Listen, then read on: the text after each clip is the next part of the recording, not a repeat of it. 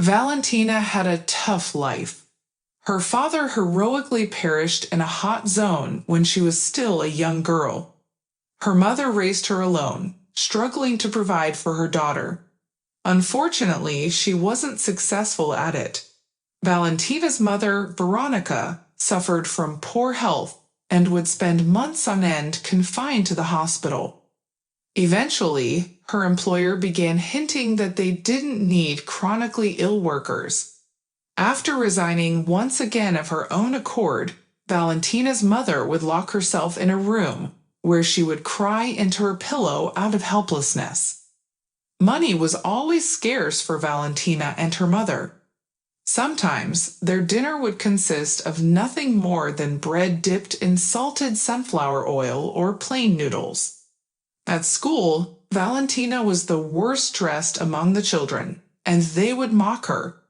She had grown accustomed to the ridicule and the whispers from her classmates, who would comment on her threadbare sweater each day. When Valentina turned 14, her mother's niece, her late mother's own sister, took her in to live with her. Aunt Clava believed that Valentina, who was now quite mature, could be useful in managing household chores. She burdened her niece with all the domestic responsibilities and even sent her to the nearest store to buy wine.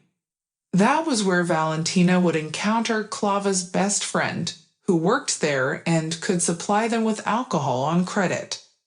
Aunt Clava enjoyed indulging in a drink in the evenings.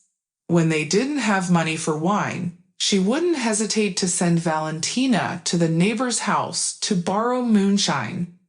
At the end of the month, they would dip pieces of bread in the margarine, and without delay, Aunt Clava would distribute the borrowed money, leaving both her and her niece destitute.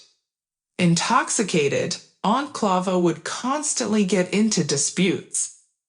Valentina had been subjected to the same song about getting married and the burden it brings, which often brought her to tears. It was the same friend who sold wine to Aunt Valentina, whose son, Evelina, worked in her own store. Claudia, the ruthless overseer of their family's prosperity, frequently engaged Valentina in conversations about Evelina, wondering if Valentina liked him. However, the girl remained silent in response. When Valentina came of age, Claudia began tempting her with a life of abundance, describing the comfortable existence she would have if she married the store owner. Claudia saw Valentina not as a niece, but as a means to secure her own well-being. If Valentina became the wife of the store owner, Claudia believed she wouldn't be mistreated and could freely visit the store without carrying money. She envisioned a scenario where she would receive groceries as gifts and debts wouldn't have to be repaid. Claudia owed a significant sum of money to her friend, but her grown-up niece wasn't in a hurry to involve herself in the financial problems concocted by her aunt. Valentina, who had always been obedient and compliant, suddenly erupted, shouting that she wouldn't solve her aunt's financial problems. Then she left, slamming the door behind her. When Valentina returned after some time, she gathered a few simple belongings and took along her savings, which her aunt knew nothing about. Valentina had been collecting money bit by bit ever since she discovered that there was some accumulated cash in their house. She intended to use the money to pay for a modest room. She also didn't forget to take her father's medals and the accompanying documents, as they were the only mementos she had of her deceased father. The medal had become a talisman for Valentina. The money was sufficient not only to pay for the modest rented room, but also for food during the initial period. After moving away from her aunt, Valentina contemplated her next steps. She wanted to pursue further education, but that seemed impossible because she needed to pay for her room and support herself while studying. One day, Valentina received a free newspaper at the supermarket, which contained listings for job vacancies in the city. There were many options, but they all required specialized skills or qualifications that Valentina didn't possess. Valentina randomly dialed a phone number listed in the newspaper for a cleaning position at a company. It seemed like the only option available to her at the time, even though it involved menial work. She hoped to earn enough money from it to sustain herself. Valentina was immediately hired in the Human Resources Department due to the particularly toxic atmosphere among the cleaning staff at the company. The office had been dirty for 3 days already. After signing her employment contract, Valentina promptly began her duties. Entering one of the rooms filled with computers and office workers, Valentina diligently started mopping the floor. Suddenly, she was startled by a sharp scream that pierced her ears. It came from a beautiful but extremely angry girl, radiating a poisonous allure reminiscent of villainous characters. She had menacing black eyebrows, almond-shaped malicious eyes, hair as dark as raven's wings, and distinctive sharp features, even sporting a witch-like forelock in the center of her forehead. A single glance at her was enough to understand that this beauty was more than a mean-spirited individual. Nonetheless, the girl had a certain appeal of her own. "What's that stench? I don't understand." Valentina trembled in response to the girl's shrill voice. The venomous beauty promptly ordered her to wash the live mop with cleaning solution. Passing by two guys sitting near the exit, Valentina overheard their whispers as they appraised her figure and other qualities. Valentina herself was a pretty girl, but unlike her venomous counterpart who sent her to mop the hospital with a rubber mop, her beauty was gentle and soft. Valentina had kind facial features, large gray eyes, a high forehead, childishly plump lips, light, thick hair tied in a loose ponytail with a simple terry cloth band, and even in old-fashioned, out-of-style attire, her slender waist and tall figure couldn't be hidden. Timidly lowering her eyes, holding the mop in her hand, she reminded the guys of a poor Cinderella scolding one of the evil stepdaughters. They shared their observations in hushed whispers, hoping not to be heard by the office queen, Mariana, who berated Valentina and shared her impressions about the new cleaning lady. The girl was undoubtedly something, they thought, but her clothes and shoes were poor. Little did they know that Mariana heard every whisper they exchanged. The office queen had excellent hearing, like all wicked women who enjoy tormenting others. Valentina hadn't even left the room yet, and Mariana was already enthusiastically discussing every aspect of her poor old wardrobe with her female colleagues. Valentina felt an urge to break the mop over her knee and tell everyone to go to hell. But the memories of her own dire circumstances held her back.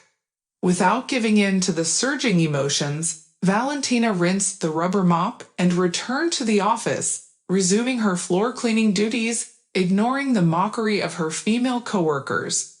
Each day spent at work felt like poison. Mariana managed to turn not only the employees, but also the management against the new cleaning lady, except for one guy who secretly sympathized with Valentina, the same guy who initially called her Cinderella. One day, he discreetly waited for Valentina near the office, since her work hours ended later than others.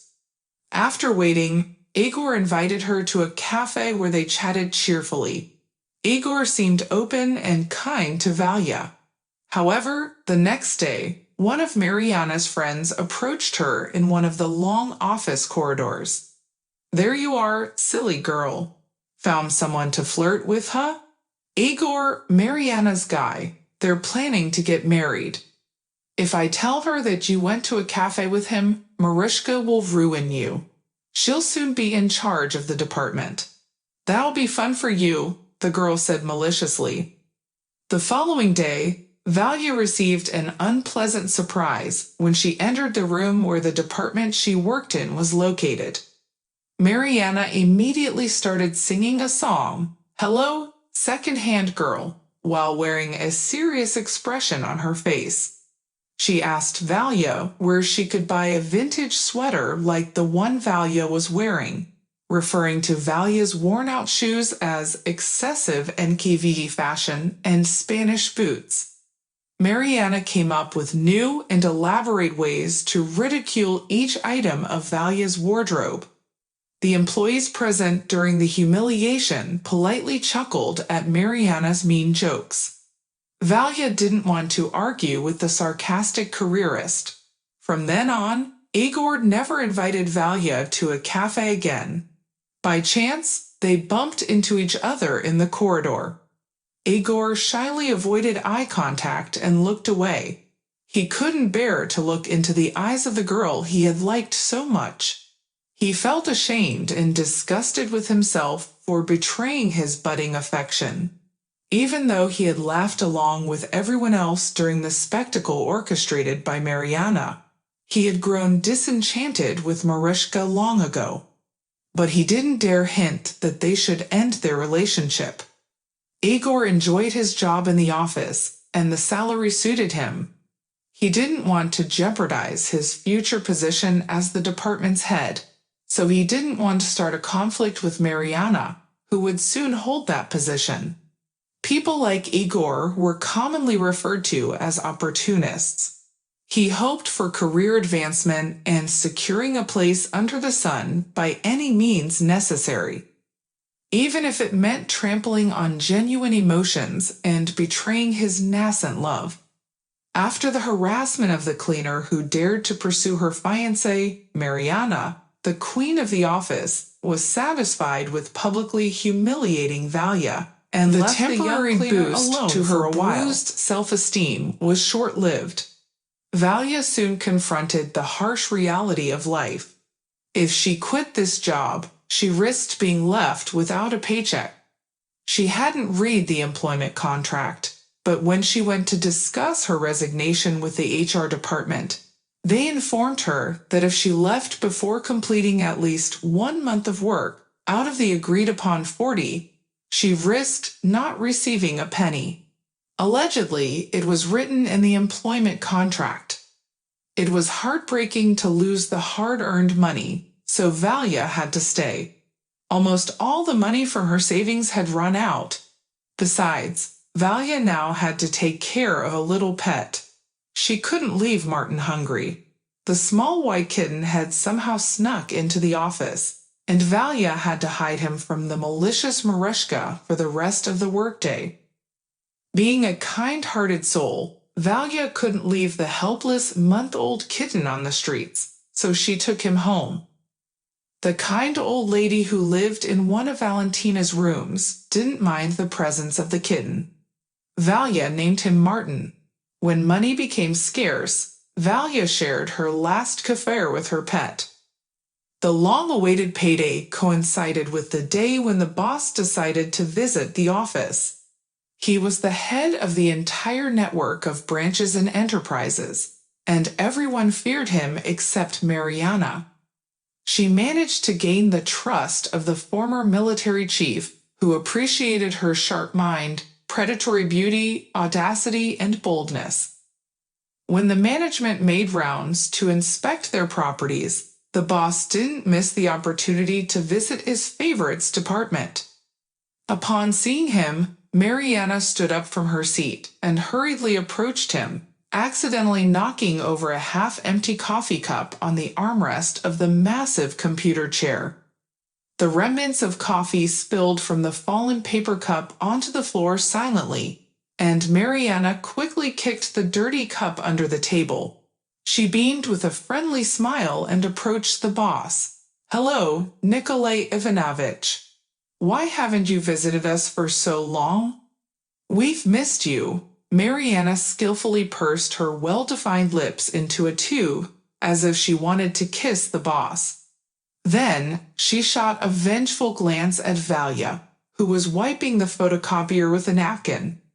Ignoring the provocation, the boss continued, "Well, there's never a dull moment here. I don't know who they've hired to clean. The office is a mess. It's unbearable. I feel like I'm sitting in a pigsty." Mariana gently took the boss's arm and led him to her workstation, pointing her finger at the coffee stain left by her outburst of anger.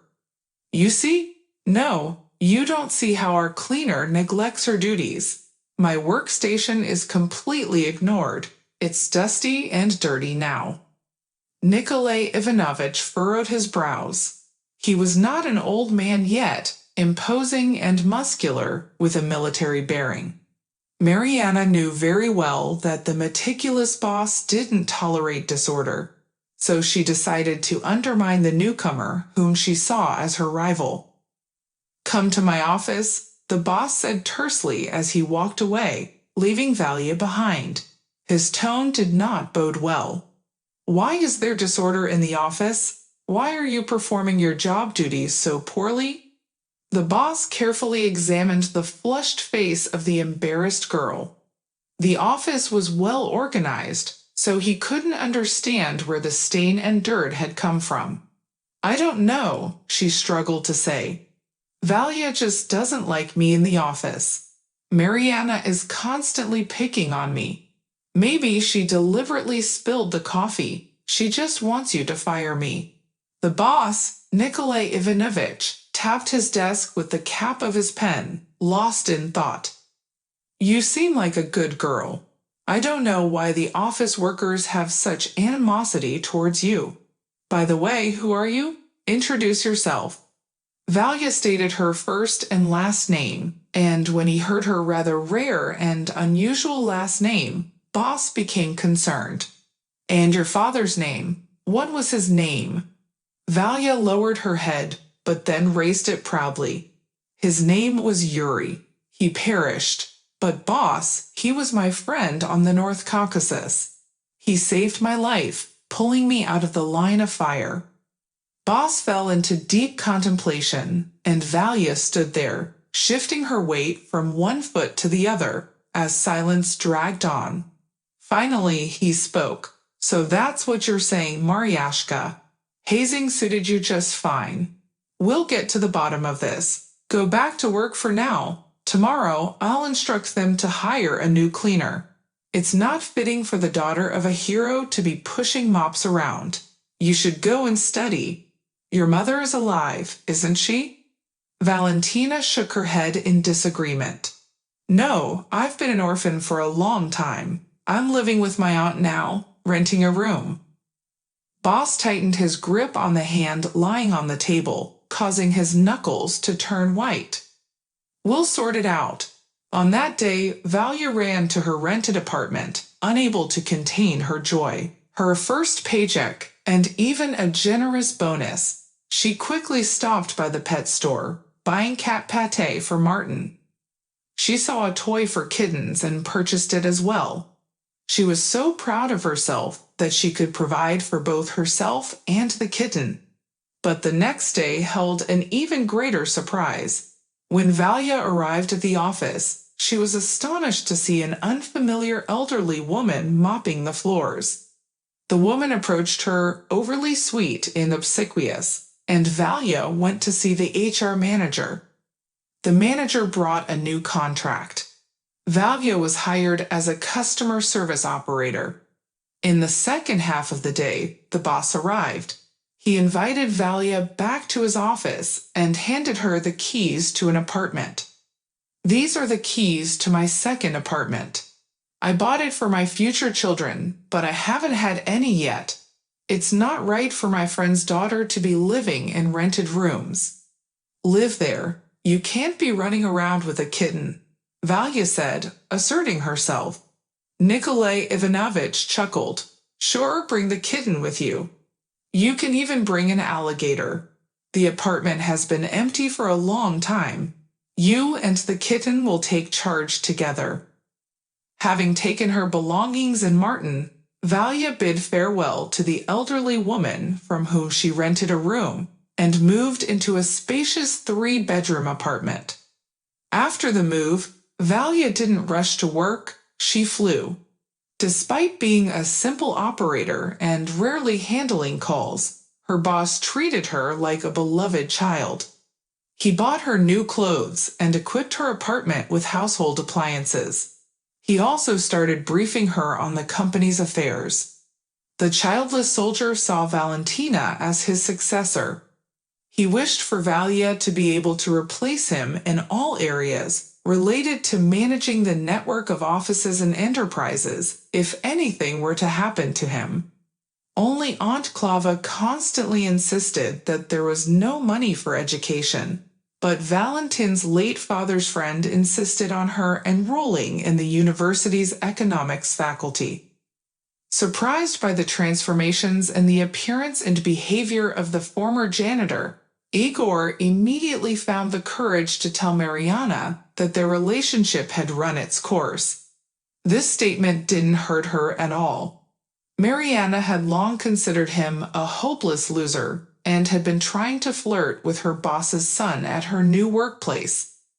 Having gained freedom from the former office queen, Igor tried to establish a connection with Valia, but the girl already knew his true value and rejected his offer to go somewhere on the weekend. Valia refused him briefly and coldly, surprised as she remembered, how could I have liked such a cunning opportunist before? It turned out he was worthless to Mariana and Valentina. How could she have suffered for him, cried because of his betrayal when he enticed her and then switched to Mariana? Where were my eyes? What could possibly be attractive about someone like Igor, except for his sweet, sickeningly cute face? And I even suffered from unrequited love, cried, blamed myself for past short-sightedness, Valia thought. One day, while buying food for Martin at the pet store, Valia accidentally knocked a jar of pâté off the shelf. Skillfully catching the jar with a strong hand, she prevented it from falling to the floor. "Don't skimp on your little kitty, buy good food," said a tall, unfamiliar guy approvingly, placing the jar back on the shelf, nodding. "I try, I just love him," Valia replied, slightly bewildered by the guy's agility and quick reaction. "And I love my kitty too. He's a Savannah." "What breed is your cat?" the guy asked. "Mine is purebred, of the Russian nobility breed," the girl jokingly replied. "He sneaked into our office, and I picked him up so that no one would throw him out the window. That's how the kitty ended up living with me. I named him Martin." Valia suddenly opened up out of nowhere.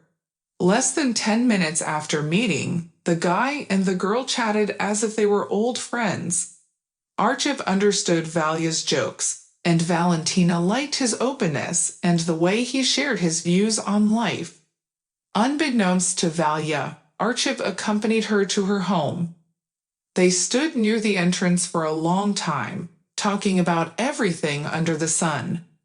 They wanted to converse with each other as a young man and a young woman. They didn't want to say goodbye at all, but it was already too dark outside. Valia thought it would be inappropriate to openly express such sympathy for each other on their first meeting, but Archip anticipated her thoughts and said he didn't want to leave but decency required it. It was as if he had read her mind. Climbing the stairs, Valentina thought with surprise that it turns out all those stories about impulses, soulmates, and one's person were true. She spent the whole night without sleep, replaying scenes from the novels she had read, where the characters met their soulmates. In the morning, feeling completely sleep-deprived, Valia got ready for work. For the first time in a long while, she didn't feel like going. She wanted to run to the pet store to try and find Archip. They had even forgotten to exchange phone numbers during their conversation. To her surprise, as she exited the entrance, she saw him. "You know, I couldn't leave you. I just ran home to feed my cat and then came back to your place. I watched your window all night." The guy pointed to the windows on the second floor, where they both lived, and you didn't sleep either. I saw the light in your bedroom all night. It's destiny, you know. It was meant to be. You're mine, and I'm yours, period, Archip said, drawing the girl closer to him, greedily inhaling the scent of her hair. If you enjoyed the story, please support me with a thumbs up button. And to stay updated on new interesting stories, press the bell icon after subscribing. Have a good day.